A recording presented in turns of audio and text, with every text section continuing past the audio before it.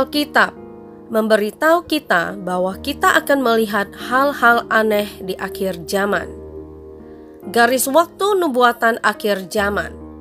Pengangkatan gereja. 1 Korintus 15 ayat 51 sampai 53. Sesungguhnya aku menyatakan kepadamu suatu rahasia, kita tidak akan mati semuanya, tetapi kita semuanya akan diubah dalam sekejap mata pada waktu bunyi nafiri yang terakhir. Sebab nafiri akan berbunyi dan orang-orang mati akan dibangkitkan dalam keadaan yang tidak dapat binasa, dan kita semua akan diubah. Karena yang dapat binasa ini harus mengenakan yang tidak dapat binasa, dan yang dapat mati ini harus mengenakan yang tidak dapat mati. Pengangkatan gereja akan menjadi nubuatan akhir zaman pertama yang akan mengguncang seluruh bangsa di dunia pada pemenuhan. Saat pengangkatan, semua orang kudus di dalam Kristus akan tiba-tiba diangkat dari bumi untuk bertemu dengan Kristus di langit. Hal ini digambarkan terjadi dalam sekejap mata. Pengangkatan akan menciptakan tingkat kebingungan dan rasa sakit yang besar bagi mereka yang akan ditinggalkan. Sementara mereka yang akan diangkat akan bersukacita selamanya. Satu hal yang tidak ingin saya saksikan adalah penjelasan yang pemerintah dunia akan katakan untuk menjelaskan peristiwa aneh ini, karena hilangnya jutaan orang Kristen di seluruh dunia. Satu hal yang juga penting untuk dipertimbangkan adalah kehancuran emosional bagi orang-orang yang tiba-tiba kehilangan pasangan, anak-anak, orang tua, teman, kolega, tetangga, dan orang-orang terkasih lainnya. Pengangkatan gereja akan benar-benar mengubah pemandangan dunia. Bayangkan saja bagaimana jalannya ekonomi akibat pengangkatan. Apa yang akan terjadi ketika jutaan pemilik bisnis tiba-tiba tidak lagi membayar tagihan mereka atau membayar karyawan mereka? Ini membawa kita ke peristiwa kedua. Kebangkitan Antikristus. Saya percaya bahwa pengangkatan gereja akan menjadi salah satu celah yang akan digunakan Antikristus untuk menjadi pusat perhatian dalam peradaban manusia. Anda dapat membayangkan bagaimana keadaan dunia setelah pengangkatan di saat dunia membutuhkan solusi. Dia akan datang dengan jawaban. Dia akan datang sebagai orang yang damai, walaupun faktanya dia adalah penghancur. Tetapi dunia tidak hanya akan mencintainya, dunia akan menyembahnya, memujanya, dan meninggikannya. Dalam Wahyu 13 ayat 16-18. Dan ia menyebabkan sehingga kepada semua orang, kecil atau besar, kaya atau miskin, merdeka atau hamba, diberi tanda pada tangan kanannya atau pada dahinya. Dan tidak seorang pun yang dapat membeli atau menjual selain daripada mereka yang memakai tanda itu, yaitu nama binatang itu atau bilangan namanya. Yang penting di sini ialah hikmat. Barang siapa yang bijaksana, baiklah ia menghitung bilangan binatang itu, karena bilangan itu adalah bilangan seorang manusia, dan bilangannya ialah 666. Anda tahu bahwa kekuatan setan sedang bekerja. Setiap kali Anda mendengar angka 666, ketahuilah bahwa roh Antikristus sedang bekerja. Ketika Antikristus muncul, segala bentuk penyembahan kepada Tuhan yang Maha Kuasa akan dilarang. Kita tidak tahu apakah gereja akan diangkat setelah Antikristus dimulai untuk tiba di panggung dunia, atau apakah gereja akan diangkat terlebih dahulu dan kemudian dia akan mulai muncul untuk mengambil kekuasaan tertinggi. Namun, apa yang kita tahu adalah bahwa gereja tidak akan menanggung kesusahan besar atau tribulasi. Ada orang-orang yang percaya bahwa Antikristus sudah lahir dan hidup sekarang di bumi. Kesengsaraan besar atau tribulasi. Dalam Matius 24 ayat 21. Sebab pada masa itu akan terjadi siksaan yang dahsyat seperti yang belum pernah terjadi sejak awal dunia sampai sekarang, dan yang tidak akan terjadi lagi. Kesengsaraan besar adalah peristiwa akhir zaman lainnya yang akan tidak tertahankan bagi mereka yang ada di bumi setelah pengangkatan. Yesus menyebutnya kesengsaraan besar, dan begitulah tidak akan pernah ada penderitaan dengan intensitas seperti itu. Selama masa itu, ketujuh meterai Allah akan dibuka. Ketujuh sangkakala Allah akan ditiup, dan ketujuh cawan murka Allah akan dicurahkan ke bumi. Alkitab menggambarkan kesengsaraan besar itu sebagai begitu sulit, bahwa manusia akan mencari kematian namun tidak menemukannya.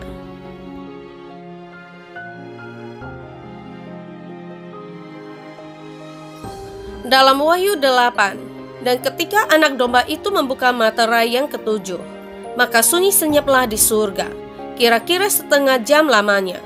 Lalu aku melihat ketujuh malaikat yang berdiri di hadapan Allah, dan kepada mereka diberikan 7 sangkakala. Maka datanglah seorang malaikat lain, dan ia pergi berdiri dekat mezbah dengan sebuah pedupaan emas.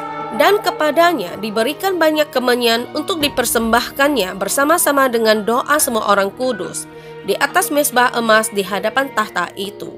Maka naiklah asap kemenyan bersama-sama dengan doa orang-orang kudus itu dari tangan malaikat itu ke hadapan Allah. Lalu malaikat itu mengambil pedupaan itu, mengisinya dengan api dari mezbah dan melemparkannya ke bumi. Maka meledaklah bunyi guruh disertai halilintar dan gempa bumi. Dan ketujuh malaikat yang memegang ketujuh sangkakala itu bersiap-siap untuk meniup sangkakala. Lalu malaikat yang pertama meniup sangkakalanya, dan terjadilah hujan es dan api bercampur darah, dan semuanya itu dilemparkan ke bumi. Maka terbakarlah sepertiga dari bumi dan sepertiga dari pohon-pohon, dan hanguslah seluruh rumput-rumputan hijau.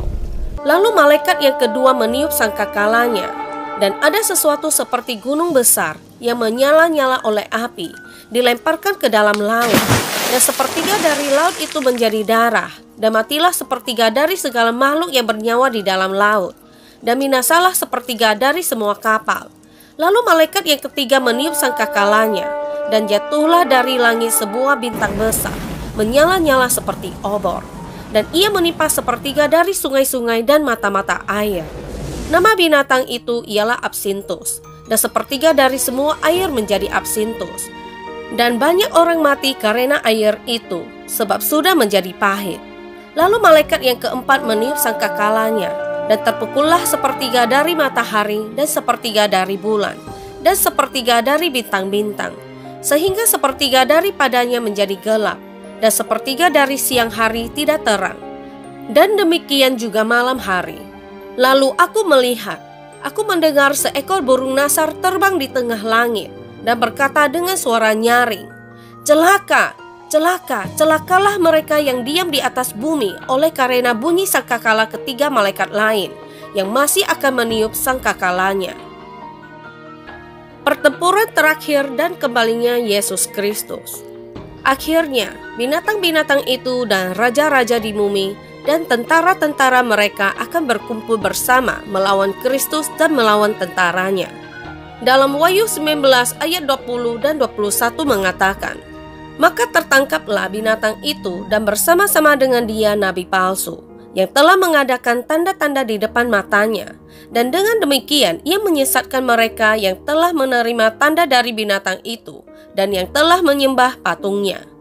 Keduanya dilemparkan hidup-hidup ke dalam lautan api yang menyala-nyala oleh belerang, dan semua orang lain dibunuh dengan pedang yang keluar dari mulut penunggang kuda itu, dan semua burung kenyang oleh daging mereka." Kristus tidak harus berjuang untuk meraih kemenangan melawan raja-raja di bumi dengan segala persiapan yang dilakukannya. Pedang akan keluar dari mulut Kristus dan menghancurkan mereka semua. Tidak ada orang jahat yang akan lolos dari pedang Kristus. Pertempuran akan sengit, tetapi tidak akan ada jalan keluar bagi musuh-musuhnya. Juga bukan hanya Kristus yang akan datang dalam pertempuran terakhir. Dia akan datang dengan bala tentara surga, dan supremasinya akan dibuktikan kepada musuh-musuhnya. Kerajaan milenial. Orang-orang beriman yang diangkat dan sisanya yang bertahan dalam kesengsaraan yang hebat akan memerintah bersama Kristus selama 1000 tahun. Pemerintahan milenium Kristus ini akan terjadi di bumi dan bukan di surga seperti yang dipikirkan beberapa orang. Itu akan mendahului langit baru dan bumi baru selama kerajaan 1000 tahun Kristus. Akan ada kedamaian dan sukacita mutlak dalam dunia. Tidak akan ada yang seperti perang, ketakutan, dan apapun yang membuat hidup tidak tertahankan bagi manusia.